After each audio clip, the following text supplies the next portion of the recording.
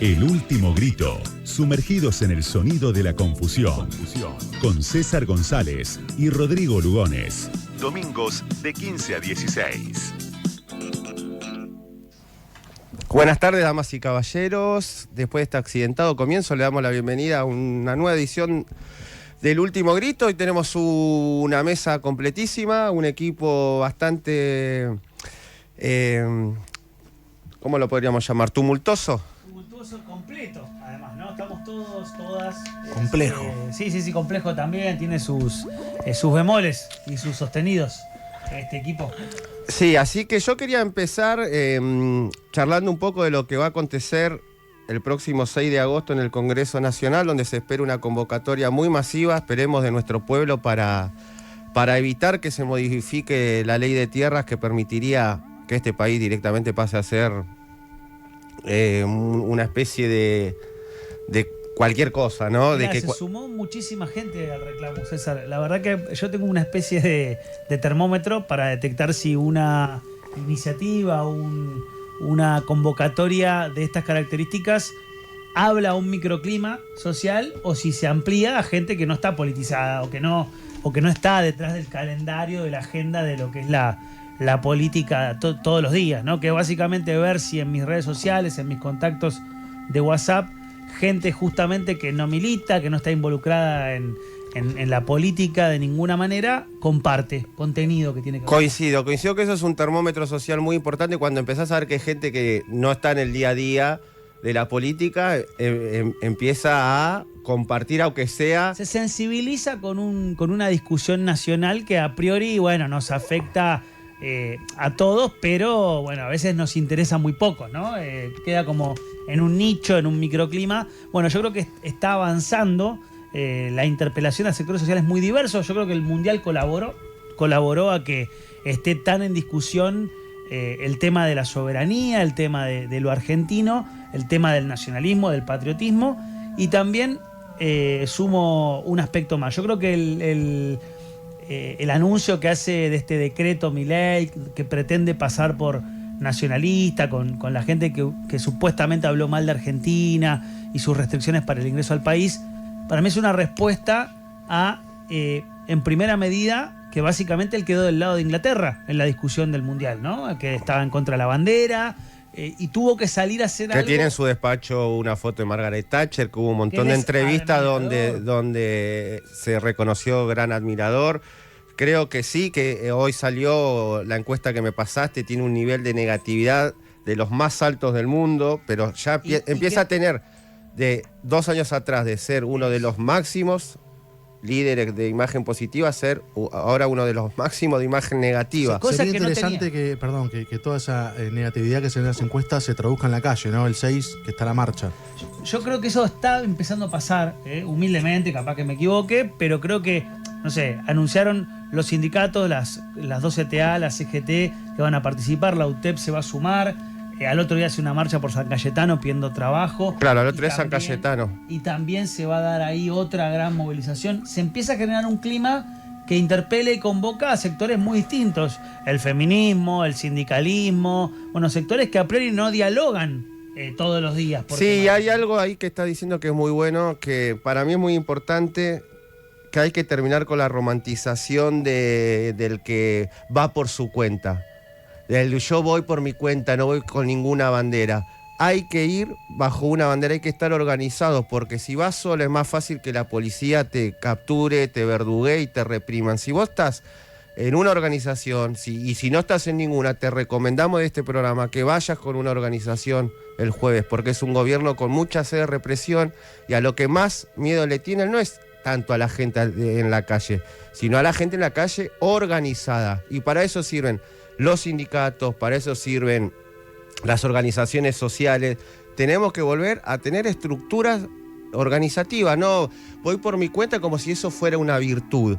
La verdad que eso es completamente para mí funcional al gobierno, el que cree que es más inteligente porque no va con ninguna bandera. Bueno, ¿no? eso es una lógica muy liberal, ¿no? El hecho de pensar que uno está ubicado en un lugar superior porque no pertenece a un grupo. Exacto. ¿No? Sino que de alguna manera es un libre pensador que avanza. No porque toda la gente del mundo tenga que estar inserta en algún tipo de organización. No, digo, en este caso concreto, el jueves, visto y considerando lo que pasó cuando fue una de las últimas marchas de la CGT, la represión voraz que Sí. nos comimos. Entonces, estuvimos. reprimían más y arrestaban más a los sueltos que al que veían con una pechera, al que veían que O iban... el que estaba con un grupo de 100 columnados. personas igual a él, ¿no? Era como Desde más este fácil. programa planteamos eso, por lo menos, como me hago cargo yo, Sí, yo me sumo ahí, firme. vayan con estructuras y Y organizaciones. además los podemos afilar si mandan un mensaje al cero. No, mentira. No, y bueno, y para seguir tengo una palabrita, a ver si A les ver. suena aquí a la mesa. Si yo les digo Roatán, ¿qué es? A ver, me ¿Alguien sorprendés, sabe? me sorprendés. Yo no tengo idea. Te la debo. Roatán es una ciudad en Honduras donde el señor Peter Thiel intentó crear un estado, ni siquiera paralelo, un nuevo estado, ¿no? Como si fueran un conquistador, un colonialista del siglo XIV, XV, que llegaban y decían, este lugar es mío. ¿Por qué es importante saber qué fue el proyecto de Roatán de Peter Thiel en Honduras? Porque lo que va a sancionarse el jueves tiene, esperemos que no se sancione, pero tiene mucho que ver. Y me remito a una muy, muy buena nota que salió en la edición julio de Le Monde Diplomatique, que se llama El Anticristo, la Patagonia y la geopolítica de la IA. Titulazo, muy bueno el que tituló la nota. El Y sí, editor. porque el anticristo es lo que dice Peter Thiel, que es el Estado, ¿no? Que el anticristo es el Estado que quiere anticristo, regular. Según Peter Thiel, el concepto es el de catecón, que es lo que contiene, lo que retiene el avance de lo tecnológico. Todo lo que hace de freno que contiene para él es la expresión del anticristo. ¿Sí? Eso es la filosofía de él, plantea eso. Todo lo que no está a favor del desarrollo de todas las potencialidades de la tecnología es la representación práctica del anticristo. Sí, que no hay una, ¿no? No hay un solo, digamos, porque puede ser el Papa, ¿no? Pueden O ser las puede universidades del Exactamente. pensamiento No, progresista. pero es sobre todo los gobiernos que quieren regular, ¿eh? Y voy a leer un fragmento porque tenemos que seguir. Dice así: la opción intermedia de los tecnobros como Thiel es aprovechar las leyes de remate para que Argentina se convierta en un terreno privilegiado de la infraestructura de la IA de Occidente. De hecho, el discurso explícito de Javier Milei dice que nuestro país cuenta con un clima frío en la Patagonia y ofrece la ausencia completa de cualquier regulación para explotar la IA. Y también, añade el presidente, tiene agua a disposición gracias a la reciente sancionada ley de glaciares que permite expandir la superficie de glaciares a ser convertidos en refrigerante de granjas de servidores. Mientras Milei y Sturzenegger firmaron una nota en el Financial Times promoviendo a Buenos Aires como la capital de la IA en el siglo XXI, Sam Altman, CEO de OpenAI, la dueña de ChatGPT, mantiene aún la promesa del año pasado de invertir $25 mil millones para una data center en la Patagonia.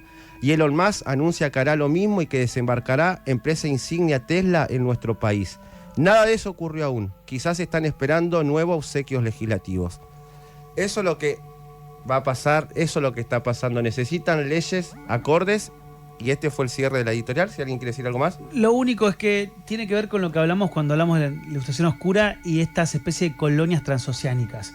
Ellos las tenían pensadas para hacer en el océano y empezaron a hacerlas de manera práctica y concreta en Honduras, ¿sí? O sea, esta idea de la ilustración oscura de tener un espacio con legislaciones absolutamente flexibles o directamente un espacio en el que no haya legislaciones para que ellos funden legislaciones y puedan llevar adelante sus experimentos, bueno, básicamente sucedió en Honduras, que tuvo un montón de complicaciones. Después cambió de signo el gobierno, vino un gobierno progresista y tuvo que ir para atrás con eso y ahora están intentando volver.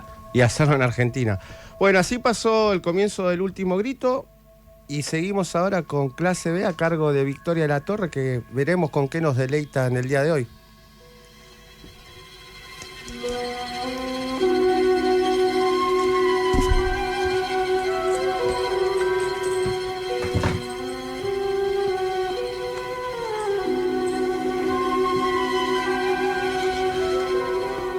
Clase B a cargo de Victoria de la Torre. ¿Con qué nos vas a deleitar hoy, Victoria? Hoy vamos a hablar un poco de La Naranja Mecánica, de Stanley Kubrick. Una película del 71 que, de nuevo, como la columna anterior, no es una película de terror en sí, ¿no? El género, pero tiene bastantes elementos terroríficos, ¿no? En sí, de los cuales podemos hablar hoy un poco. Es una película que está basada en la novela de, espero no pronunciar mal, pero Anthony Burgess. Creo, ¿Cómo usted va a ¿cómo pronunciar mal? Por favor, pronuncia? una políglota va a pronunciar mal. No lo chequeé, me acabo de dar cuenta que no chequeé cómo se pronuncia, pero de Anthony Burgess, me parece. Ahí va, ahí me gusta mejor. Del 62, o sea, casi 10 años antes, ¿no? Esto de César corrigiendo la pronunciación es algo inédito. Es inédito, ¿no? ¿Cómo inédito? Lo vengo Pero una haciendo vez me hace dio con un 12 palo programas. que pronuncié algo mal y bueno. Y la película básicamente narra la historia de Alex, que es un joven que tiene como una banda con la cual cometen actos que ellos denominan de ultraviolencia, ¿no? Robos, golpizas, violaciones, un asesinato no intencionado, pero digo, por lo general no matan, pero cometen actos de violencia Vandálica. bastante extremos, exactamente. Hasta que, bueno, básicamente Alex termina cayendo preso, 14 años de prisión, y se somete como un tratamiento experimental que está impulsando el gobierno, el Estado, que es el tratamiento Ludovico, que es un tratamiento que lo que propone es como quitarle y erradicarle todos sus impulsos violentos y la maldad que tiene adentro y volverlo como un ciudadano moral, perfecto, civilizado, ¿no? Y esto para mí es como el punto súper interesante de la película, porque ese tratamiento, que es un tratamiento brutal, ¿no? En cómo disponen de su cuerpo, le abren los ojos, no lo dejan parpadear, de hecho... Es espectacular porque es en un cine, ¿no? Es en un cine y el tratamiento consiste en mirar, en ver imágenes de mucha violencia, con él bajo los efectos de diversas drogas que le producen sensaciones físicas extremas, y entonces básicamente la idea es como generar una asociación conductual de veo violencia o siento un impulso violento, mi cuerpo no me permite, me da tanta náusea y tanto asco que no puedo actuar violentamente. Sí, una lógica pavloviana, digamos. Experimento pavloviano. Exactamente. Que es, por lo demás, inhumana, ¿no? O sea, que ese para mí es el conflicto central de la película, que es la cuestión de... yo creo que se ponen como distintas cosas en juego. Por un lado, como la idea del bien y el mal, ¿no? De qué es el bien, qué es el mal, y si se puede erradicar el mal sin erradicar el bien. Claro, también, si el mal ¿no? es intrínseco, si el mal es esencial o social. No, y a la vez sí tiene que ver con las elecciones, ¿no? Porque si vos yo creo que lo que pasa, o sea, el centro filosófico de la película tiene que ver con la cuestión del libre albedrío, ¿no? Que es como Alex, el personaje de Alex, no deja de actuar violentamente porque tuvo una transformación interior o porque elige el bien, sino porque es incapaz de hacer el mal.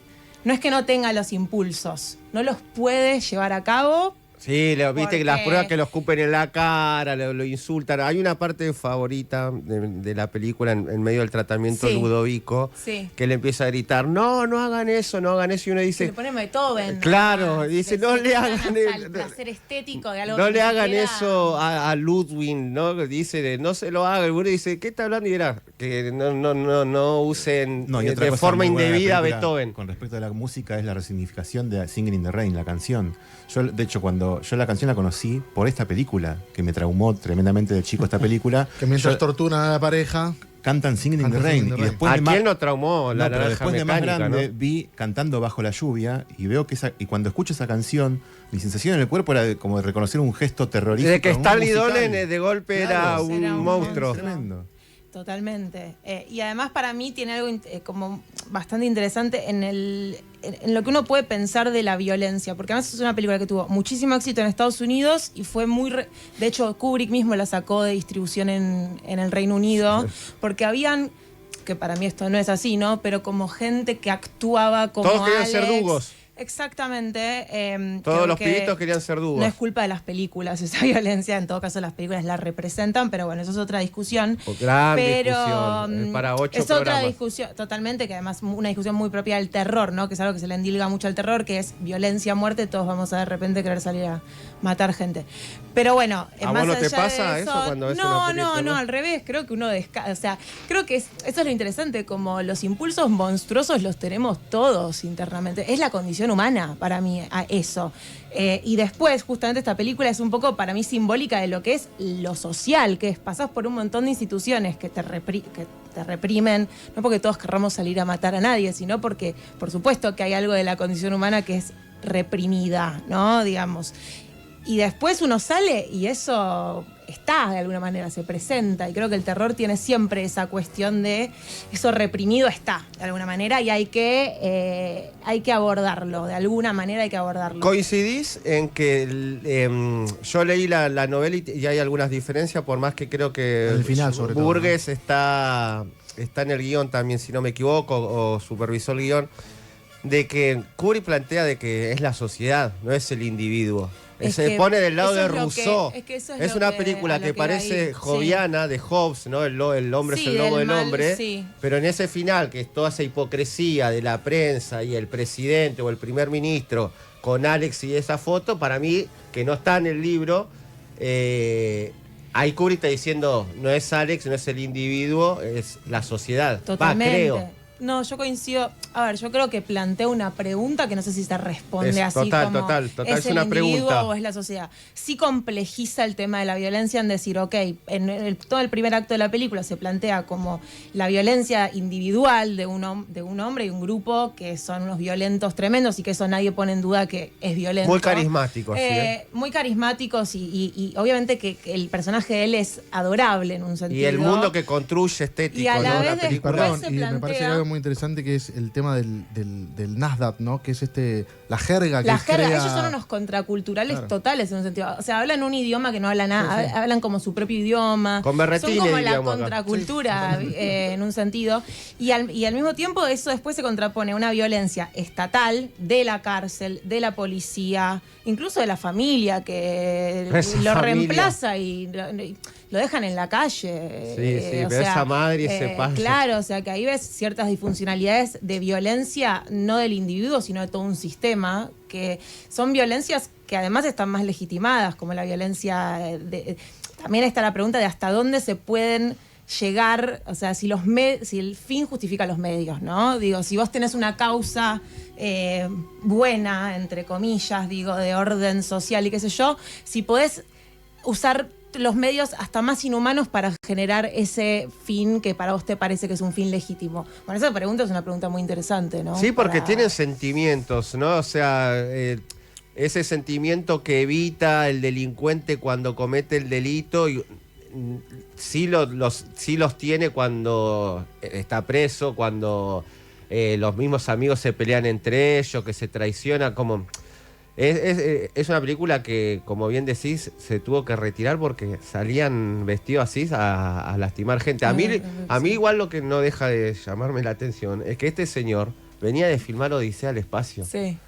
O Y sea, después creo que filmó Barry Lyndon. Barry Lyndon no después de tienen nada que ver y a la vez sí, ¿no? Porque Y a son la todos vez sobre sí. la condición humana, como Son bien todas decís. películas sobre la condición humana y del individuo frente a un gran sistema que lo excede completamente. Lo último que quiero decir, para no olvidarme, es que quiero traer un poco lo que es la música, ¿sí? Que es la banda sonora compuesta por Wendy Carlos, que es una mujer, ya eso es una anomalía dentro del o sea, no era lo más usual del mundo, es una mujer trans, ¿sí? Que hace la banda sonora de La Naranja Mecánica y del Resplandor. Algo, de nuevo, muy inusual dentro de la industria en ese momento, del cine comercial, una mujer trans haciendo las bandas sonoras de películas. ¿Y de qué película? Y ¿Y ser con qué visible director? y tener cierta visibilidad. Y además con métodos muy experimentales Música electrónica, de pleno. usar, de mezclar Beethoven con sintetizadores. Ella ya en el 68 había lanzado un disco donde reinterpretaba a Johann Sebastian Bach todo con sintetizadores, o sea... ayudó a desarrollar el primer sintetizador moderno que se lanza en los 70 con el sintetizador Moog. que es el sintetizador que se usa, digo, hoy desarrollado, pero en la electrónica, o sea, muy adelantada, muy avanzada vanguardista. y muy vanguardista. Entonces también queremos como mencionarla a ella. No, que la película sin la música de Wendy Carlos sería no, otra película. Es otra película. Porque cuando entra las partes de Beethoven hechas por síntesis, no se había escuchado nunca. No se había escuchado nunca. Era una eso. blasfemia contra la música clásica. Contra la ¿no? música clásica. Mezcla cosas que se creía hasta el momento que no se podían mezclar. Entonces eso es súper interesante también. Así que bueno, con esto estamos por hoy. Recomendamos mucho La Naranja Mecánica. Para quien no la haya visto, es hora de verla. Y En para alguna el que la haya plataforma, visto, ¿estás seguro? vuelvan a verla porque Que van a encontrarle nuevos detalles. es infinito lo que uno puede ver de Kubrick. Coincidimos, así pasó Clase B por El Último Grito, una tandita y seguimos. El Último Grito, con César González y Rodrigo Lugones.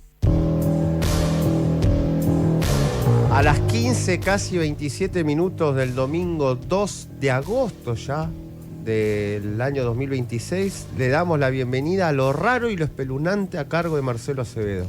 Buenas, hoy vamos a hablar, para hacerle honor al nombre de la columna, vamos a hablar de algo raro y espeluznante. A través de un libro del periodista Vicente Romero, un periodista español, que se llama Tierra de Zombies, un libro del 2019, vamos a hablar de la Revolución Haitiana muy brevemente porque es una historia muy larga, pero me interesa linkearlo con una realidad muchas veces negada, que es la importancia que tuvo su religión, o sea, el vudú, dentro de esta revolución. Voy a leer una frase del libro que me parece bastante sintetizadora de esto, de Vicente Romero. La dramática historia haitiana es una de las menos conocidas de América. Primero, censurada o deformada por los antiguos amos coloniales, después, aparentemente despreciada por la mayoría de la izquierda latinoamericana y siempre contada minimizando la decisiva importancia que tuvo el vudú como principal elemento aglutinador y movilizador. Estamos hablando del primer país americano que obtuvo en obtener su independencia en un largo proceso que va entre 1719 y 1804, y el primer país en abolir la esclavitud, nada más ni nada menos. Y hasta el día de hoy paga las consecuencias de ese atrevimiento, ¿no? Sí, de ese atrevimiento y de un error que cometió uno de sus. Pero bueno, ya llegaremos a eso al final. Hay un primer protagonista de este largo proceso revolucionario de emancipación, que es François Mackendal, apodado el Mandinga o Mandinga. Bueno, ahí volvemos un poco, ¿no? Casualmente a Nazareno Cruz el Lobo, la columna anterior. Vieron que está todo engarzado esto. Al diablo le decían Mandinga, ¿no? Sí. Alfredo Alcón. Sí. ¿Por qué? Porque Mandinga acá en Sudamérica se conoce al diablo, se lo conoce como Mandinga. Cosa de mandinga. Cosa de Mandinga, cosa del diablo, exactamente. Bueno, a este muchacho, a François Mackendal, le decían Mandinga porque viene de un pueblo, de un pueblo africano, son los Mandinga. Él venía de allá. Trabajando en la caña de azúcar, pierde un brazo y gracias a eso lo que le dan son trabajos más livianos físicamente y tiene un poco más de tiempo. Con ese tiempo que hace, él empieza a estudiar el vudú con una mambó o una sacerdotisa africana que le enseña los conceptos del vudú, y además él aprende a usar yuyos, plantas, hierbas, y con eso ¿qué hace? Envenena a varios colonos y se escapa. Se escapa y se va a vivir al monte donde viven los cimarrones. En Haití, en aquella época, los cimarrones eran los negros que se escapaban de la esclavitud y se iban a vivir al monte, lugar muy poco accesible, no los iban a buscar y crearon una pequeña comunidad de ex esclavos negros escapados. A ellos los llamaban los cimarrones. Bueno, ahí Mackendal se transforma en un Hungan, que es un sacerdote vudú. No sé si dice Hungan o Ungam. Hay mucho que se llama creol, que es una mezcla Practica Haití para la próxima. Voy a practicar el creol, sí, el creol se llama. Ahí va. Una mezcla así, de varios idiomas. Bueno, esta religión, el vudú haitiano, también es una religión muy sincrética, porque lo que traen ellos son religiones africanas. El vudú africano original no es exactamente igual que el haitiano, como no es igual el candomblé acá o otro tipo de religiones más afrocaribeñas. Bueno, el vudú es un sincretismo de varias religiones. Bueno, este muchacho se transforma en un sacerdote muy, muy reconocido entre los cimarrones. Incluso dicen que se podía transformar en animales. Y hablando de hacer un lobo, adivinen en qué animal se podía transformar. En lobo. Dicen que se podía transformar en lobo, en diferentes animales. Son los mitos que se generaron alrededor de este muchacho. Él llamó a una insurrección de estos esclavos cimarrones. La insurrección no duró mucho, lo capturaron los franceses. Y en el 1758... los franceses civilizados lo mataron públicamente en una hoguera. Lo prendieron fuego, ¿no? La civilización se maneja así. Sí, Vos sos el obvio. héroe civilizado, pero yo, la civilización, te prendo fuego. Exacto. Te Bueno, descuartizo, te hago un martirio a lo Tupac Amaru. Eso es ser civilizado. Bueno, 33 años después, en el 71, surge otra rebelión, la lleva adelante otro sacerdote vudú, y ahí estamos viendo la importancia que tiene esta religión para la... Que el vudú no son solo los muñequitos que le pinchás con una aguja, Para nada. ¿no? Eso es lo que nos llega y lo que nos hizo creer las religiones establecidas, el catolicismo, que estaba totalmente en contra. No, de lo digo esto. porque he pinchado muñecos de Y no pasó ciertas nada, y no personas pasó y nada, ¿eh? Que creo que hasta le fue mejor. Bueno, este nuevo sacerdote se llama Duty Bogman y reúne a unos 300 esclavos y cimarrones en un lugar que se llama... Tiene un nombre muy particular. Lo tengo Ojo por acá. cómo lo vas a pronunciar. Sí, lo que pasa es que lo tendría que decir en castellano, ¿no? Bueno, no importa. Sí, decirlo en castellano. Lo reúne a este grupo de 300 esclavos, Boys Caimán. No sé cómo lo dije. Se llama Boys Caimán y es el famoso ritual de Boys Caimán porque los reúne y dirige una ceremonia vudú. Le ayuda a una mambó o a una sacerdotisa que se llama Cecil Fatiman y ahí invocan a Ogum, que es el gran dios. Para ellos es el dios bueno que los va a ayudar en esta revolución y entre las diferentes frases... Es que le dice- como una revolución consagrada a estas deidades, digamos. Sí, O no consagrada, sino como... pidiéndole ayuda a esos. Bien. Ellos creen que la revolución se va a dar solamente si las deidades Espectacular. les prestan su ayuda. Y además lo usan mucho para no olvidar sus raíces. Porque ahí, digamos, en Haití, en aquella época, no estaba dividido entre la mitad, entre España y Francia, las condiciones en las que vivían eran terribles. O sea, imagínate que la expectativa de vida de un haitiano nacido ahí era de 15 años. O sea, Tremendo. ese nivel, era una locura. Una locura. Bueno, esta religión surge de ahí, surge de la violencia, de la destrucción del ser humano, de la esclavitud y de estas religiones que vienen de África y ellos las bajan y las adaptan. Entonces, Bogman lo que les dice a los esclavos es: juramos destruir a los blancos y todas sus posesiones.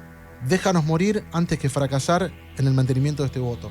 Le rezan a este dios, ¿no? Bueno, no dura mucho tampoco esta revuelta de Boys Caimán, pero en el medio unas 1800 plantaciones son quemadas, degüellan a un montón de terratenientes y franceses, pero 3 meses después lo capturan a Bogman y lo asesinan, obviamente, ¿no? Los franceses. La Bueno, civilización. totalmente. Surgen otros esclavos, ¿no? Apadrinados, digamos, por Bogman, también Jean Boulet, Georges Biassou y Jean-François Papillon, para que me metan a nombrar a esta gente, ¿no? Pero bueno, todos tienen relación con el vudú. Eso es la importancia, digamos. El tronco central de la revolución es esta religión. Hay una novela de Alejo Carpentier que se llama En el reino de este mundo, que es del 49. Es un escritor cubano, Carpentier, que cuenta toda esta revolución. Sí, Novela. Novela. Hermosa. Una de las cabeceras del realismo mágico, Sí, como El recurso del método, gran libro. Novelón. Y ahí un poco ficcionaliza toda esta historia. Y acá podríamos poner la banda sonora que quiero recomendar para hoy, de una banda que se llama Swans, una banda neoyorquina que nació en la época de la No Wave y fue variando, pero siempre dentro de la música experimental. Muy buena. Excelente La tengo banda. escuchada. Muchos perdimos oído, ¿no? Mucho perdimos seguido viéndolo en vivo en viéndolo en vivo, Niceto, en sí, Niceto. totalmente. Ah, Eh, son eso que me contaste una vez, ¿no? Que boom, boom. Lo más fuerte que vi en mi vida. Cuando entrabas a recital te daban tapones, así de una. Así que imagínate El lo que fue. la ropa se me movía. Me dolía el pecho, te hace sentir mal físicamente. Sí, sí. Bueno, el disco se llama To Be Kind, es del 2014, y la canción puntualmente se llama Bring the Sun to Sun L'Ouverture. Es una canción que dura, hay que tener tiempo y paciencia y ganas, pero es un viaje de 35 minutos. Para mí la mejor canción bueno. del disco, es una locura. Pero bueno, ¿por qué lo traigo acá? Porque Toussaint Louverture es como el gran libertador de Haití. Es como su San Martín. Y de por decirlo. América, sí. Sí, ¿no? Sí, es muy importante recordar su nombre porque mucha gente no conoce la historia, cree que las revoluciones en América, como siempre la Argentina Sí. y su narcisismo, cree que fuimos los primeros, no, fueron los haitianos. Los primeros revolucionarios, los primeros en abrir la esclavitud, los primeros en conseguir su independencia. La verdad que es una historia muy larga y muy compleja, muy rica, no la podemos resumir acá. Pero bueno, retengan ese nombre, Toussaint Louverture, y si pueden ir a averiguar, a googlearlo, a buscar libros de él, es muy, muy importante. Bueno, el vudú después de esto, obviamente, nada, muchos vudúistas fueron encarcelados, acusados de brujería. Tuvo una muy mala época, pero eso lo que hacía también es que la gente se aferra, digamos, los haitianos se aferren más a su verdadera religión y digan, sí, yo soy católico, tranquilo. El domingo voy a la iglesia, el sábado van eso en realidad. pero después en la semana se juntaban en algún lugar secreto a seguir con... Y así en muchos países y en muchas culturas prehispánicas, ¿no? Claro, lo van, digamos, escondiendo, dejando por abajo y por afuera se muestran de otra manera. Pero bueno, en Haití es muy importante el vudú y que tiene, bueno, uno de los mitos más interesantes o para la cultura pop, digamos, más interesantes es el mito del zombie. Bueno, Romero, este periodista en este libro, Tierra de Zombies, lo que hace es una investigación muy, muy seria y muy respetuosa. Entrevista a un montón de gente que vive ahí para ver realmente qué pasa con el tema del zombie. Cuenta muchas anécdotas. Pero dejemos que la gente lea el libro porque Sí. se nos pasa el tiempo y tiene que venir Cazar Accidente a cargo de Javi Diz después de esta pequeña tanda, por favor. Vamos. El último grito, con César González y Rodrigo Lugones. El último grito le da la bienvenida a la columna llamada Cazar Accidentes a cargo del señor Javier Alejandro Diz. No, ¿cómo Alejandro? Jorge, que es peor. JJ. Javier Jorge, nombre de telenovela. J. Cada programa Diz. te vas a inventar un segundo nombre. Me gusta la idea. Dale. Yo voy a hacer una especie de continuación de la columna de Marce, como una especie de complemento, porque voy a presentar la figura del zombie Los clásico. siameses de columna. La figura del zombie clásico en el cine. Digo clásico porque a partir de La Noche de los Muertos Vivos de Romero, ahí se instaló como la cuestión del zombie moderno. Yo diría que el clásico ya es el de Romero y el que se llamaba clásico ya es el antiguo, digamos, ¿no? Porque no hay tampoco demasiados eslabones. Y tampoco la historia del cine es tan larga, ¿no? Tiene Pero a esta altura 128 hay años. muchos más exponentes del tipo de zombie que inventó George Romero que de este zombie haitiano o producido, generado a partir de un montón de rituales vudú. Hay pocos eslabones muy interesantes, vamos a recorrer algunos, hacer algún punteo, y vamos a arrancar con el de White Zombie, que a algunos les debe sonar porque es el nombre de la banda de Rob Zombie, que se le puso ese nombre justamente por su fanatismo con la película. White Zombie es una película del año 32, dirigida por un tipo que se llama Victor Halperin, que no trascendió demasiado, aunque yo recomiendo mucho una película de él, se llama Supernatural, que Mirá, la hizo después de esta. 32 una apenas en los comienzos del cine sonoro. Apenas sí. De hecho, una de las cuestiones que tuvo la película que no fue un éxito, porque, entre otras cosas, había mucho metraje que no tenía sonido. Es como una especie de híbrido. Ah, mira. Pero piensen que hablamos del momento en donde estaba el fenómeno del cine de monstruos de la Universal. Se estrenó Drácula, La Momia, El Hombre Invisible, Frankenstein, El Hombre Lobo, todo en los primeros 30. Y esta película está protagonizada por Bela Lugosi, que venía de un exitazo con Drácula. Primera película zombie de la historia del cine, ¿no? Primera película del zombie de la historia del cine, sí. Y es la historia básicamente de una pareja de novios que van a casarse a Haití. Vaya uno a saber por qué querían casarse. Bueno, pero fueron a Haití a casarse. Y la cuestión que ahí aparece... Tiene lindas playas Haití. Sí, puede ser, sí. Y lindos rituales. Y aparece un terrateniente que se enloquece y se enamora de la chica y recurre a un brujo vudú para intentar conquistarla. Este brujo vudú... Excelente idea. Excelente idea. Va a recurrir a rituales para convertirla en zombie. Básicamente eso, que en ese momento este zombie era alguien a lo que se lo privaba de su voluntad y quedaba a merced de las indicaciones o órdenes de otra persona. Esto traía como colación y como comentario de la película, que va a pasar a lo largo de todas estas películas, es que esta especie de trabajo que tenían que hacer los zombies era justamente ocuparse de tareas como esclavos en las plantaciones de cañas de azúcar. La película toca esto de una manera muy lateral, pero está en la película eso. Y lo interesante es cómo lo muestra, porque lo curioso es, vemos un castillo gótico en el medio de Haití, una cosa extrañísima, pero cosas que pasaban en el cine de Hollywood de la época. Digamos, Hollywood mostraba esto de una manera bastante frívola. La mirada que tenía de Haití era una mirada típica mirada colonialista de Hollywood. Y pintoresquista o exótica, donde toda esta cosa ritual o folclórica o religiosa, que es muy compleja, como lo contaba Marce recién, estaba banalizada. Muy banalizada, ¿no? Y de hecho la mostraban como una cosa amenazante y peligrosa. Así empezaba. Vamos a hacer un salto Hay otra mirada de Vega de Lugosi en Bueno, una de las cosas por las que se recuerda esa película es justamente los planos de los ojos diabólicos de Bela Lugosi, estos gestos que hace. Era una persona que venía del teatro. De hecho, decíamos, Drácula vino un año antes y Drácula fue un éxito de Broadway antes de ser una adaptación en la película. Y lo vemos acá, los zombies en todo su esplendor, que eran, muertos vivos, pero eran regresados a la vida a partir de un preparado bastante extraño y curioso que es muy estudiado por científicos y demás. ¿En la película o en la vida real? En las películas y en la vida real, que es un preparado que se hace con el veneno de del pez globo, que es uno de los animales más venenosos. Otra vez el lobo, el pez globo, globo. Ah, globo. Lobo Sí. también debe haber. Con algún también sapo muy venenoso y un montón de preparados que venían de plantas también con cuestiones. Y hacían como un polvo blanco. De hecho, en la película es más un líquido acá, pero este polvo blanco va a aparecer en muchas de estas películas. Entre ellas, un salto que pegamos, un salto a todo Es nivel. un polvito que te hará feliz, diría la canción de Bueno, Mar Azul. No sé si feliz, digamos. Después te voy a contar por qué no te va a hacer feliz. Por ejemplo, en I Walked with a Zombie, Yo caminé con un zombie, es el otro gran eslabón que te cuenta la historia o la evolución del zombie haitiano en el cine. Una película de Jacques Tourneur, que es una producción de Val Lewton, que es importante marcarlo porque Val Lewton para la RKO hacía películas que tenían un aspecto muy impresionante porque no tenían el presupuesto, la guita que tenía la Universal. Entonces lo que hacía era suplir eso con cuestiones sugestivas, de sombras, de sonido. Trabajaba muy bien el sonido. En Yo caminé como un zombie, lo que te genera miedo es ese retumbar de los tambores que se escuchan todo el tiempo, la música, el sonido del viento en las plantaciones de cañas de azúcar, todo lo que era sugerido, que no se podía mostrar por falta de presupuesto. Jacques Tourneur, junto con Val Lewton, lo mostraban bien en todas sus producciones.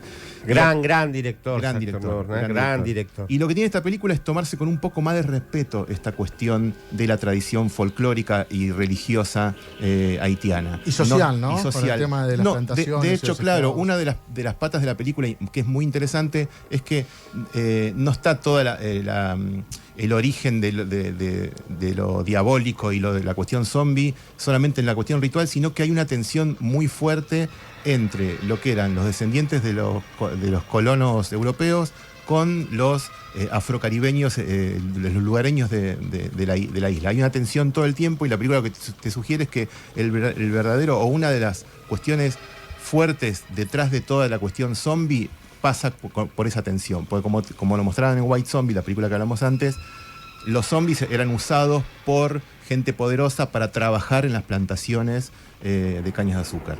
Entonces, Hay una faceta política. muy política. Bien. Y en Yo caminé como un zombie está eso. Y lo que está es la aparición por primera vez de un zombie que es como una especie de guardián en el medio de un campo, que es una imagen muy impresionante. Sí, los ojos, que ¿no? aparece Sobre los todo. ojos como plateados, una especie de una cosa, ahí lo estamos viendo, justamente, muy impresionante. El otro eslabón, que por aquí quiero pasar rápido, que no es una película bastante olvidada, pero que se la considera como el eslabón perdido entre este zombie clásico haitiano y el zombie que sería moderno, que presentaría Romero unos años después. Es una película que se llama La plaga de los zombies, The Plague of the Zombies, es dirigida por John Gillen, que es una producción de la Hammer, que en ese momento, en los 60, la Hammer era una productora Espectacular. británica descomunal, con mucho presupuesto. Vistas hoy, estas películas parecen de clase B, Sí. pero la verdad que eran muy poderosas en su momento, como el uso del color. Es verdad lo que ¿viste? decía. Yo pensé que eran la Hammer era clase B por No, la no. estética, las Drácula de la Christopher Hammer, Lee, exacto. pero no eran clase B. O sea, hoy se ven como clase B. Eran producciones muy grandes, con mucho dinero encima. Y si bien es una película bastante menor, entre comillas, lo que se ve en La plaga de los zombies, que primero transcurre en un pueblito inglés del siglo XIX, que hay unas enfermedades que no se pueden entender, y aparece un médico que intenta ocuparse de eso y determinar de dónde sale eso, y descubren que hay muertos que regresan de la tumba. Y por primera vez se ve al zombie caracterizado como 2 años después lo caracterizaría George Romero. ¿Esta de qué Con año es la película? 66. 66. Bien. Y ya se empieza a ver la cara como medio putrefacta, medio verdoso, la manera de caminar. Si bien son zombies que están producidos, no sé si la palabra es producido, pero provocados por rituales vudú, pero la manera de moverse y la Que son caracterización... cuerpos rotos, ¿no? Sí, son como cuerpos rotos, que se mueven como después conoceríamos los zombies pocos años después que plantea Romero en sus películas, pero recordemos que todos estos zombies haitianos no comen carne humana, no se contagian entre ellos, no salen de ningún Son tipo esclavos, de virus, básicamente. son esclavos. No hay una cuestión epidémica, no hay una cuestión apocalíptica ni posapocalíptica, No hay contagio. no hay contagio tampoco, y son, como decía Marce, esclavos que trabajan para alguien.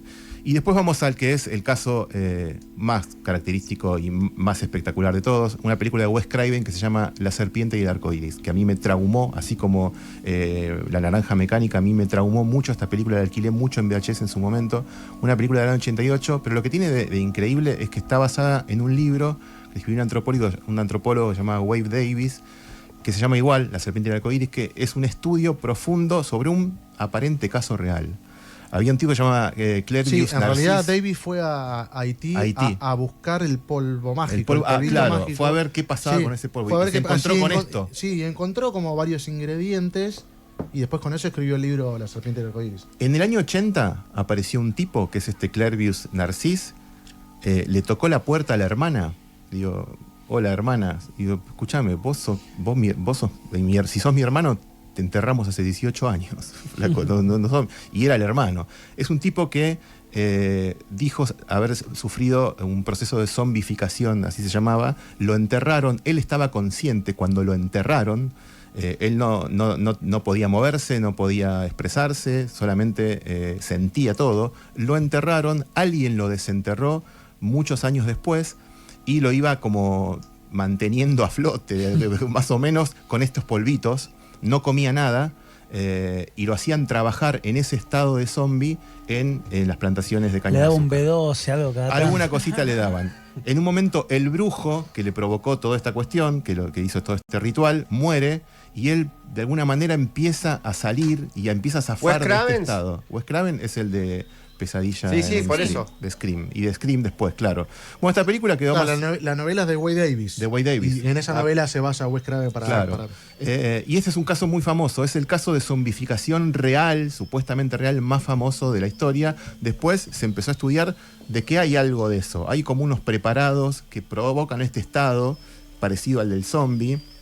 ¿Pero qué tiene que ser en un cuerpo que no esté tan putrefacto? ¿No tiene que ser en un cuerpo reciente, como explican en la de Romero, no? Es más el mito del cuerpo. Claro. Porque la de Romero sí explican en un momento, dicen, no, tienen que ser los cuerpos, se llevan los cuerpos de los muertos recientes, sí, de las morgues y Sí. son los recientes, ¿no? Acá lo que hacen es, con algún otro tipo de preparado, los desentierran y los mantienen en un nivel como medio catatónico, ¿no? Sí. Y así pueden servir a sus... Los muñecos estos, Peter Thiel, Sam Neill y todo eso, ya lo deben tener en el botiquín. con un chip, en el botiquín lo tienen ya. Bueno, para mí la película para mí es muy buena. Lo que pasa es que tiene este costado Wes Craven, que al principio está buenísimo esta parte que se sitúa mucho en la cuestión. Ojo con lo que vas a decir Wes Craven. Yo lo amo. Listo. No, pero viste que tiene como una parte muy fantasiosa, extrema, sí, que a sí. mí Y me kitsch. parece espectacular. Y kitsch. Muy kitsch. Y todo el final de la película, los que la critican es que es demasiado el bien contra el mal, que a mí eso me encanta. Porque la película lo que lleva es una cosa que es bastante seria, o sea, como un estudio, justamente como se basa en el libro, es bastante real lo que uno ve, si bien por supuesto es una fantasía y es una adaptación muy libre, pero te choquea mucho. Aparte el tipo intentó filmar en Haití, tuvo muchos problemas para filmar, a los 15 días tuvo que salir volando porque no lo dejaban, pero fue hasta Haití a intentar filmar la película. O sea, No le dio la sangre como a Herzog en el Amazonas, pero metió matar las un par de indios. metió las y patas eso, en el ¿no? barro. A mí me parece de las mejores películas de Wes Craven, me vuelve loco esta película. Muy terrorífica. Es muy terrorífica, el personaje del vudú, del brujo es muy tremenda y yo la banco mucho. A todo esto falta citar a Voodoo Lounge, el disco de los Stones. Si querés Voodoo Lounge, sí, o Voodoo Chai. O Burruchaga. Bueno, así pasó Cazar Accidentes a cargo de Javi Diz. Vamos a una tandita. El último grito, con César González y Rodrigo Lugones. 15:50 de El Último Grito, en un programa bastante poblado, pero que lo estamos sacando a flote bastante bien. Casi sin conflicto. Casi sin conflicto. A continuación, usted. Bueno, muchas gracias. Tomo el aire de Radio con Vos. Así que, bueno, en este capítulo vamos a hablar de un tema complejo, un poco vinculado a la depresión, a la nostalgia, pero en un sentido ideológico y político, ¿no?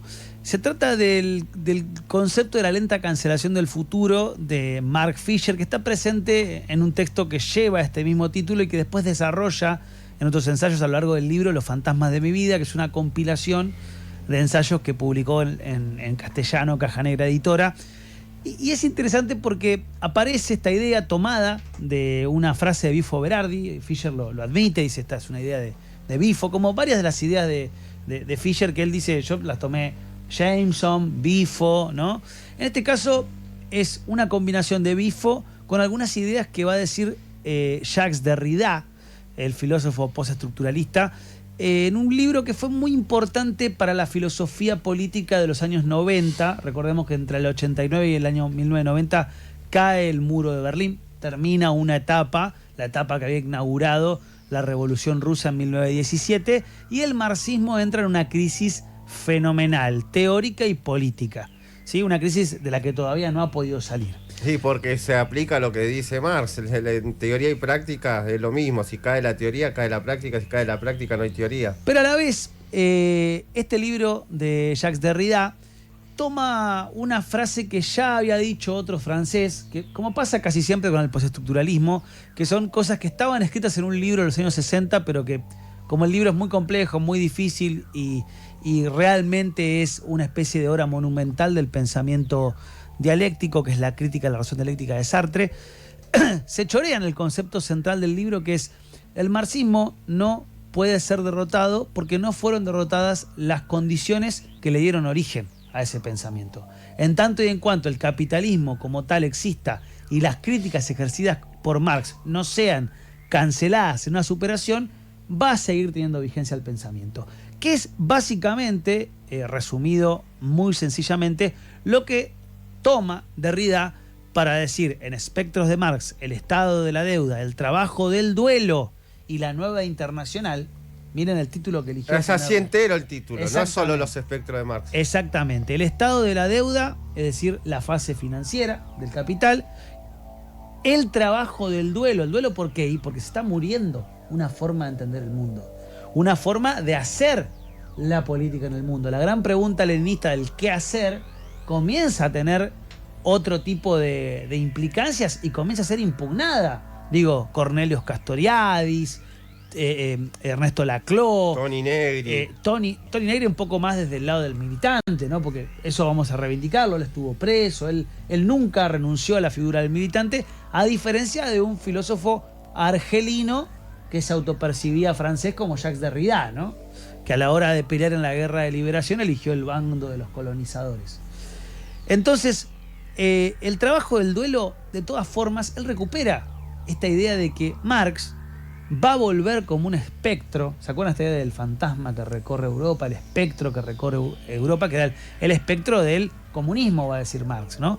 Bueno, lo que dice Derrida, invirtiendo un poco la discusión, dice, ojo, que como los espectros shakespearianos, Marx va a retornar cada vez que creamos, que cancelamos las críticas que él hizo, pero que sigue existiendo la desigualdad social, sigue existiendo las relaciones de clases desiguales, sigue existiendo la plusvalía, sigue existiendo la apropiación privada del conocimiento general, obtenido de manera común.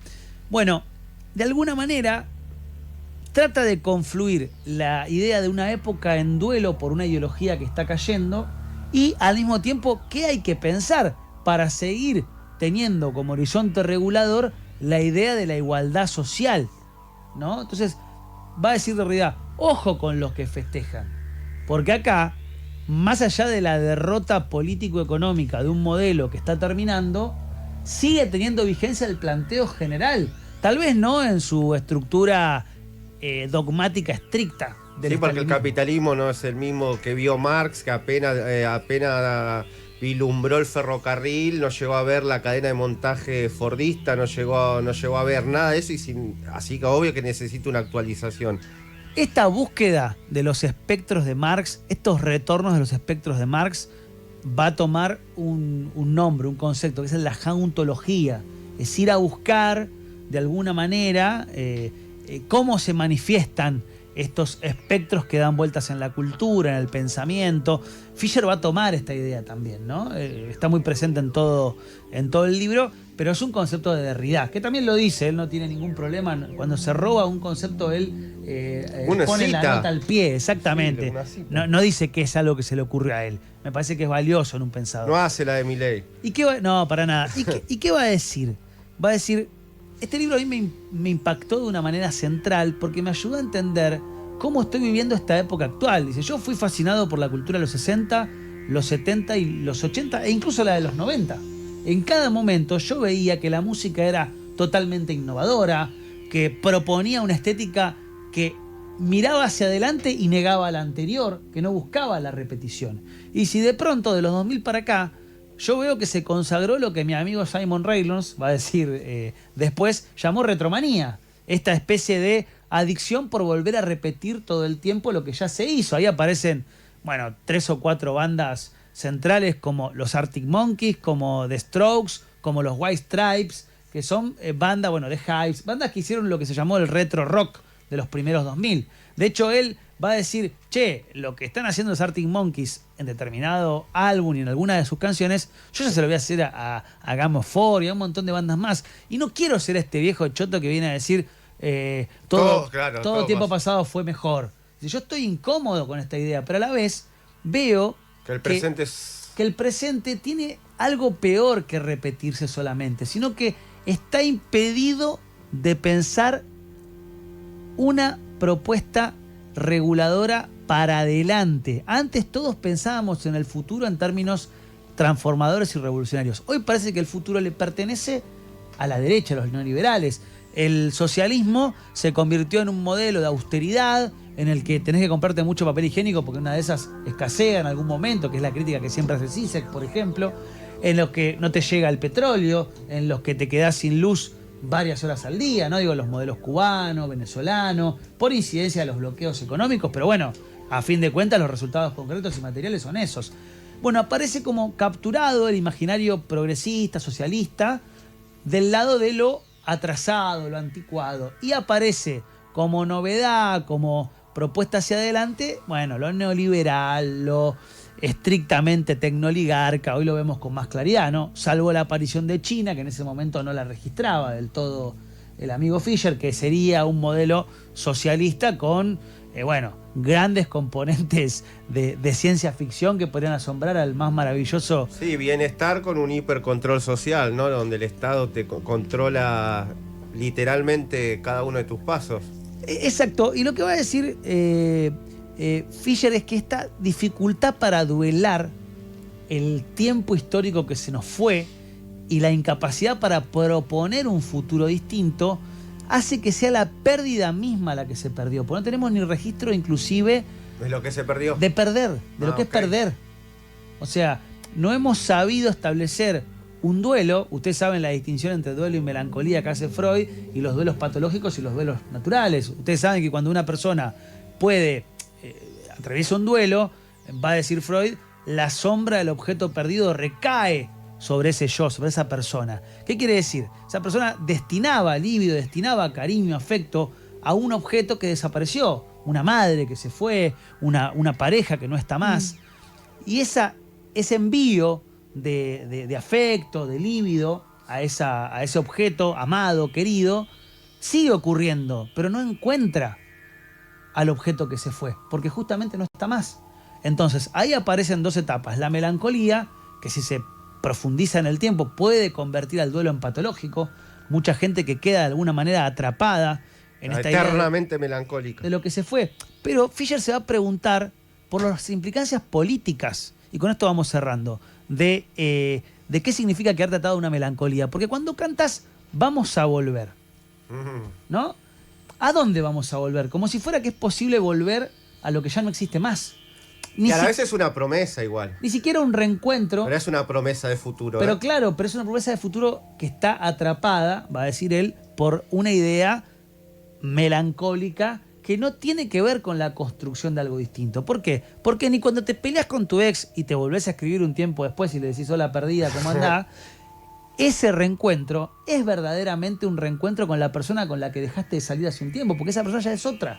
Ya le pasaron otras cosas, ya la conoces en instancias de discusiones, ya la conoces en la decepción de no haber podido solidificar una pareja en su debido momento, y necesariamente va a ser una novedad ese reencuentro. El gobierno de Perón, tras 18 te años... agradezco que traigas política y estabas medio rolón. Tras 18 años, tras 18 años de exilio, cuando vuelve a la Argentina, no reedita lo que pasó entre el 45 y el 55. Sabiendo que la consigna era Perón vuelve, ¿no? Exactamente. La que lo trajo. Pero él ya está leyendo que hay una variación internacional. No vuelve el mismo Perón. Pero exactamente, él ya leía la posibilidad de que salga del patrón oro, por ejemplo.